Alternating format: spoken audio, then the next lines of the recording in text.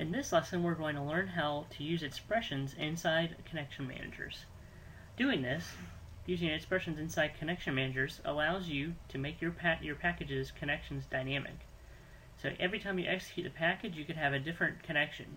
You could be connecting to a different server, or you could be connecting to a different flat file. You're going to do this by using the SSIS expression language, and you're going to select individual properties inside the connection managers to change. One of the common things that you might do, and what we're going to do in our lesson, is to create a flat file that has a dynamic expression on it so that each time it loads, it has a different name. It's going to have a regular file name, and then tagged on the end of it, it's going to have the current date. So this is very common for places that do flat file extracts, and they might do one every day, and they might have the same name, but tagged on the end of it, they're going to have whatever the current date is. Alright, so in this example, we're going to create a flat file so that each time it loads, it's going to have a different name on as the extension. It's going to have employee count underscore whatever the current date is. So each time we load this, we'll say that this is loaded once a day, so it's going to have a new name each time we load it. We're not going to have to do anything because the expression is going to do that for us. In this flat file, we're going to have a list of all the departments and a count of how many employees are in each of these departments. So let's begin by creating a new package inside our Solution Explorer. Right click on SSIS Packages and create a new. And we're going to rename it Lesson 29.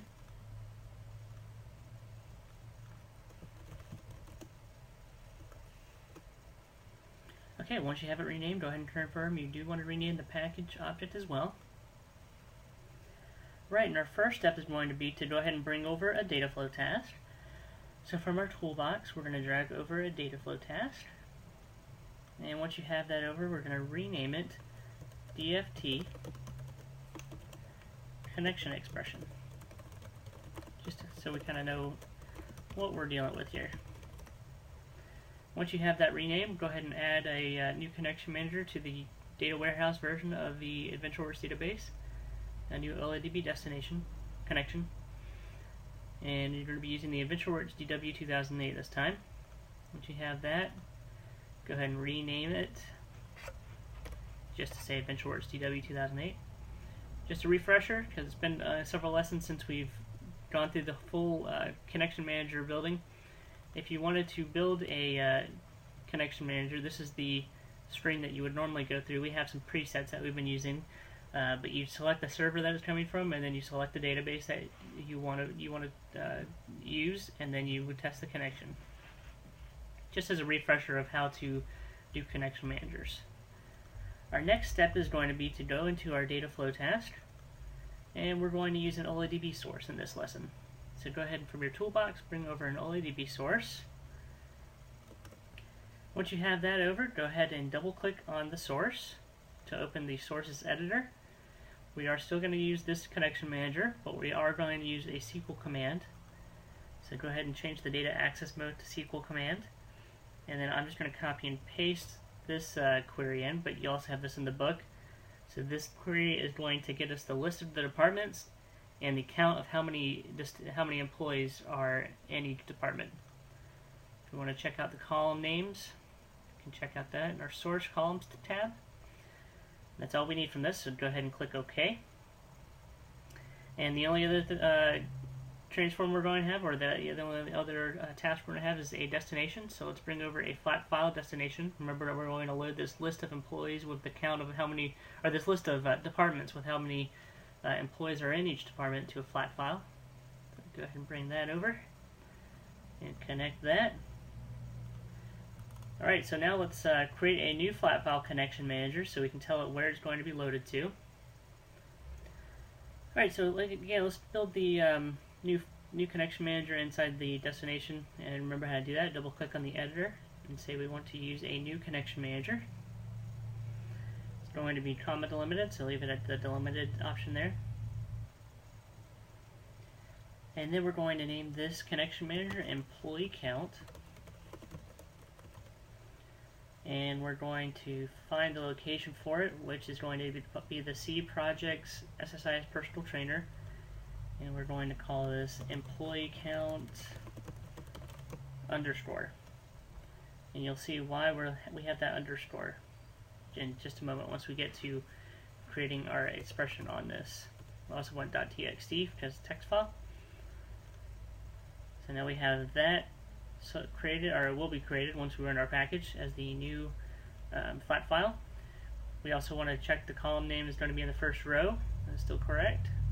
And then these are the columns that we're going to be inserting. Okay, the connection manager looks good, so go ahead and click OK. And you can check out your mappings again because it's telling us we need to correct our mappings. All you have to do is click on the mappings tab and it automatically corrected it. Alright, so we're good here. Go ahead and click OK. Here's the new part. Everything thus far has been pretty plain Jane of what we've dealt with in the past and other lessons. This is the new part, building an expression on our connection manager. So to do that, we're going to first click one time. Remember this expression is going to be on our flat file, so we're going to select our flat file expression manager. And we're going to expose our properties menu by either pressing F4.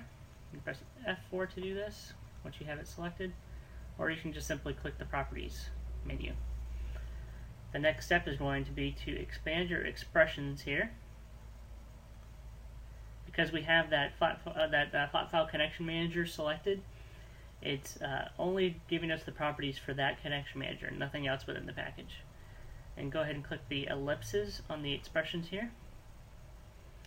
And then we're going to select connection string from our properties.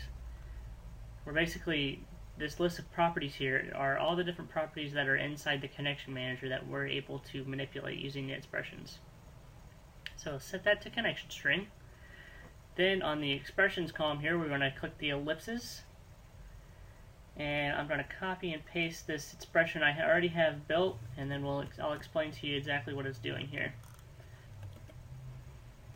Okay, so this expression, we have, if you remember from prior lessons, we talked about if you ever want to print a string, it's a little bit different than you would in T-SQL. Generally in T-SQL you do a single quote, and here we have a double quote, which is how you do it inside the SSIS expression language. You'll also notice that we have the double backslashes.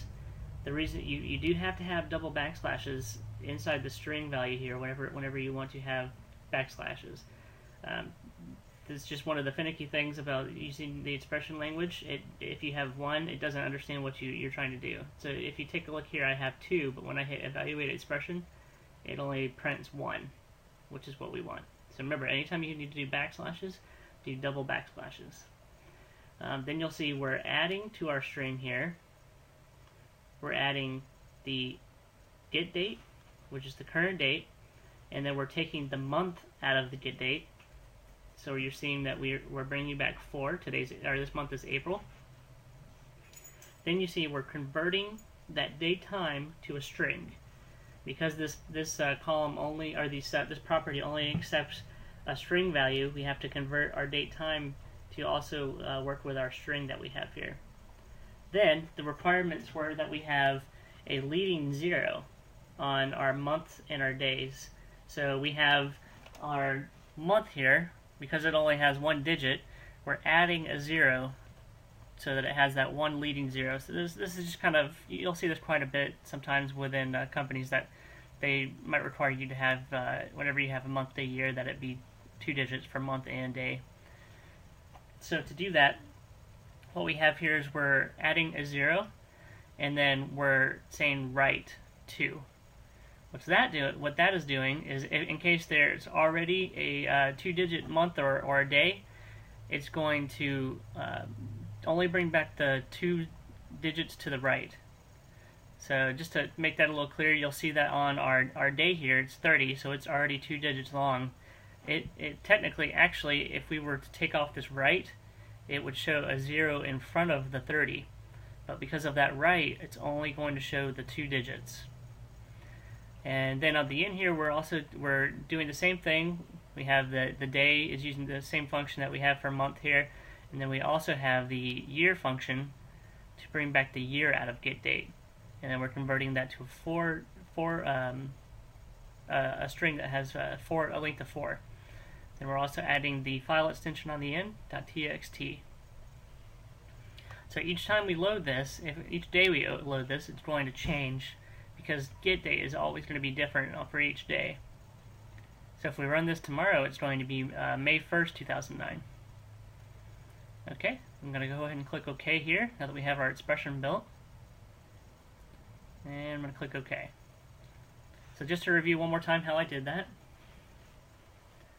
I selected the employee count connection manager, went into properties, expanded the expressions with the ellipsis button there, selected which property I wanted to manipulate, and then went into the expression ellipsis here to build an expression that will evaluate our connection string. Remember we said that the double backslashes is required whenever we're trying to say backslashes in an expression. And let's see, we'll go ahead and evaluate it just so we can see what it looks like. We are adding a leading zero, converting our date time to a string, and then we're using the getDate function so we can bring back the current date. We're also, like I said, we're using that right function to only bring back the right 2 digits. So if it's more than 2 digits, then it's only going to bring back 2. Okay, so let's go ahead and execute this package. Go into your Solution Explorer, right-click on the package name, and hit Execute Package.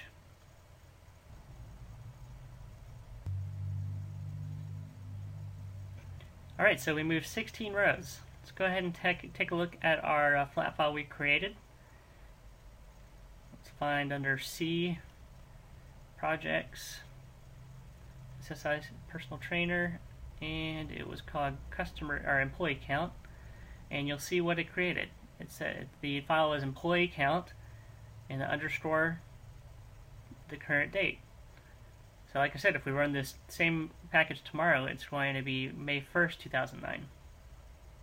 Let's take a look at what we did here. We didn't really do anything special with inside our inside the flat file itself, just on the name of the flat file. But you can see we have a list of all the departments and how many employees are in each. So that's how you use expressions inside of SSIS for connection managers. Let's go ahead and wrap up what we learned in the final slide here. In this lesson, we learned how to use expressions inside connection managers. Using expressions inside connection managers allows you to dynamically change the connections that you're using. So for example, you might, what we did in our package was we had a flat file connection manager, and we selected the connection string property so that we could change the name of the file each time it loaded, or each day it loaded. And in fact, this is one of the most common examples of how you might actually use expressions inside connection strings, inside connection managers.